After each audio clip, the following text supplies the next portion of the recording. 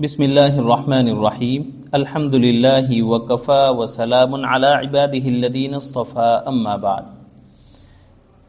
کنز القرآن کے معزز ناظرین، السلام علیکم ورحمۃ اللہ وبرکاتہ۔ آج ہم کنز القرآن یوٹیوب چینل پر آموختہ کی قسط ثالث کو سننے جا رہے ہیں۔ جیسا کہ آپ میں سے اکثر حضرات جانتے ہیں کہ اس چینل پر شعبہ تحفیظ القرآن الکریم سے متعلق باتیں شیئر کی جاتی ہیں، جیسا کہ طلبہ تحفیظ کے لیے ترتیل و تدویر رکوعات، نغمات قرآنیہ، حفظ قرآن کے مسابقات، تکمیل حفظ کے موقع پر ہونے والے بیانات، اچھے قرائے کرام کی تراویح، اسی طرح طلبہ تحفیظ کے لیے بہترین ہدیہ یعنی قرآن پاک کی 30 پاروں کی طویل آیت میں صحیح جگہ پر وقف و اعادہ اور ابتدا کو سمجھایا ہے، اور متشابہات قرآنیہ بھی ہے۔ ان 7 عناوین کو سننے کے لیے پلے لسٹ کو اوپن کریں اور پسندیدہ عنوان کو جی بھر کر سنیں۔ لائک کرنے میں فراخ دلی سے کام لیں، پسند آنے پر شیئر کریں اور دلی جذبات کے اظہار کے لیے کمنٹ باکس کو استعمال کریں۔ پیارے ناظرین، بندہ ناچیز کی ایک کتاب بنام رہنمائے حفاظ بھی ہے، جو تقریباً 396 صفحات پر مشتمل ہے۔ اسکرین پر فوٹو شو ہو رہا ہے، کتاب میں موجود عناوین بھی نظر آ رہے ہیں۔ شائقین حضرات خرید سکتے ہیں اور اس کے لیے دیے گئے نمبر پر رابطہ بھی کر سکتے ہیں۔ خیر، بات کو طول نہ دیتے ہوئے آموختہ کی قسط ثالث کا آغاز کرتے ہیں۔ بات چل رہی تھی قسط ثانی میں ادھوری، وہاں سے چل رہے ہیں کہ حفظ کی درسگاہ میں طالب علم کے سبق سننے کا اہتمام جمی خدام قرآن کرتے ہیں، اور سبق پارے کو بھی از خود سننے کا اہتمام اکثر حضرات کرتے ہیں۔ بعض حضرات کثرت تعداد کی وجہ سے تعاون لیتے ہیں، لیکن کوشش یہ ہو کہ حتی الامکان ہم خدام قرآن از خود سنیں۔ اس میں پختگی کا راز مضمر ہے، اور تازہ 3 اسباق کو سنتے وقت کسی صورت میں تعاون نہ لیں، بلکہ خوب پختہ سننے کا اہتمام کریں۔ یہ سبق پارے کو پختہ رکھنے کی مضبوط کڑی ہے۔ رہی بات آموختہ کی کہ جس میں ہم میں سے ہر خدام قرآن تعاون لیتے ہیں، چاہے وہ کثرت تعداد کی وجہ سے ہو یا آموختہ کی زیادتی مقدار کی وجہ سے ہو، جو بھی ہو تعاون لیا جاتا ہے، لیکن تعاون کا نظام بڑا غور طلب ہوا کرتا ہے۔ اس سلسلے میں ہمارا مشاہدہ اور تجربہ ہے، ہم خدام قرآن کا مشاہدہ اور تجربہ ہے کہ بعض طلبہ کئی دنوں تک استاد کو نہیں بلکہ نائب کو سنا دیتے ہیں۔ وہ سنانے آتے ہی نہیں، بلکہ انتظار میں رہتے ہیں کہ استاد کب آپس میں سنانے کا اعلان کرے، حکم کرے۔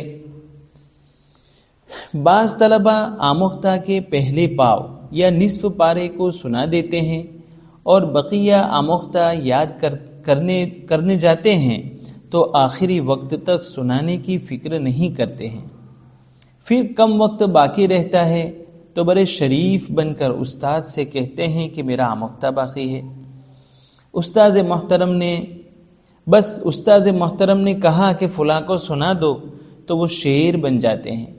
پھر طلبہ کا آپس میں سنانا، جو بعض دفعہ نہ سنانے کے قائم مقام ہوتا ہے، آپس میں سنانے کا انداز اتنا مہذب ہوتا ہے کہ آموختہ وقت پر سنا کر فارغ ہو جاتے ہیں، یعنی ہر پاؤ 5 منٹ میں، اٹک اور غلطی بہت محدود، یعنی آموختہ یاد ہیں، یوں ہم خدام قرآن کو باور کراتے ہیں۔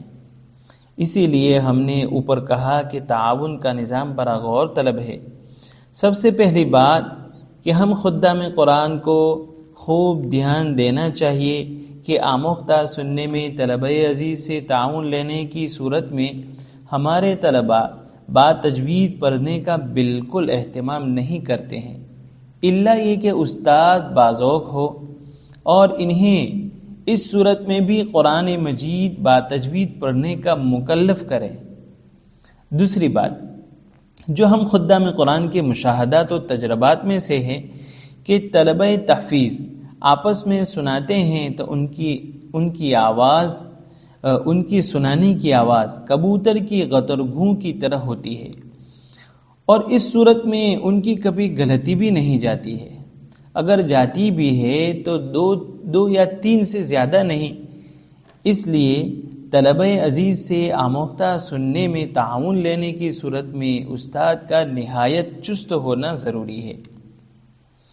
ہماری معمولی بے توجہی سے طالب علم آموختہ سنانے کا مزاج بدل دے گا، نتیجتاً آموختہ میں عدم پختگی محسوس کریں گے، جس کو پختہ کرانے میں کئی مسائل کا سامنا ہوگا۔ اس لیے ہم خدام قرآن کو چاہیے کہ حتی الامکان آموختہ کو بھی سبق پارے کی طرح از خود سننے کا اہتمام کرے، اشد ضرورت پر ہی طالب علم سے تعاون لیں، اور خصوصاً کمزور طلبہ کا آموختہ از خود بڑے اہتمام سے سنیں۔ کمزور نے ایک دن بھی آپس میں سنایا تو دوسرے دن استاد کو سنانے سے پیچھے ہٹے گا۔ اس لیے ہم خدام کو آموختہ ہمارا ہے، جیسا کہ شروع میں یعنی قسط اول میں ہم نے کہا کہ اس کا جواب ہمیں دینا ہے، ہمیں ہی فکر کرنی چاہیے۔ عزیزو، جیسا کہ ہر قسط میں یہ ذکر کرتا ہوں کہ یہ کلپ 10 منٹ کی ہی ہو، اس سے زیادہ نہ ہو، چونکہ یہ 7 منٹ کی بات ہو گئی ہے۔ انشاءاللہ یہ چوتھی قسط جو آخری ہوگی اور اس کے اندر مکمل 2 باتوں کو ذکر کیا جائے گا، 3 باتوں کو، کہ کیا آموختہ کی غلطی پر نشان بنایا جائے، یہ پہلا موضوع۔ دوسرا موضوع ہے کون سی غلطی پر کیسا نشان بنایا جائے، اور تیسرا موضوع ہے حفاظ کرام کے آموختہ کی کیا ترتیب ہوگی۔ یہ 3 موضوع ہے۔ انشاءاللہ قسط رابع میں ہم اس بات کو بیان کر دیں گے۔ چوتھی قسط تک انتظار کیجئے، انشاءاللہ تیار ہونے پر ہم آپ کی خدمت میں حاضر کر دیں گے۔ والسلام علیکم ورحمۃ اللہ وبرکاتہ۔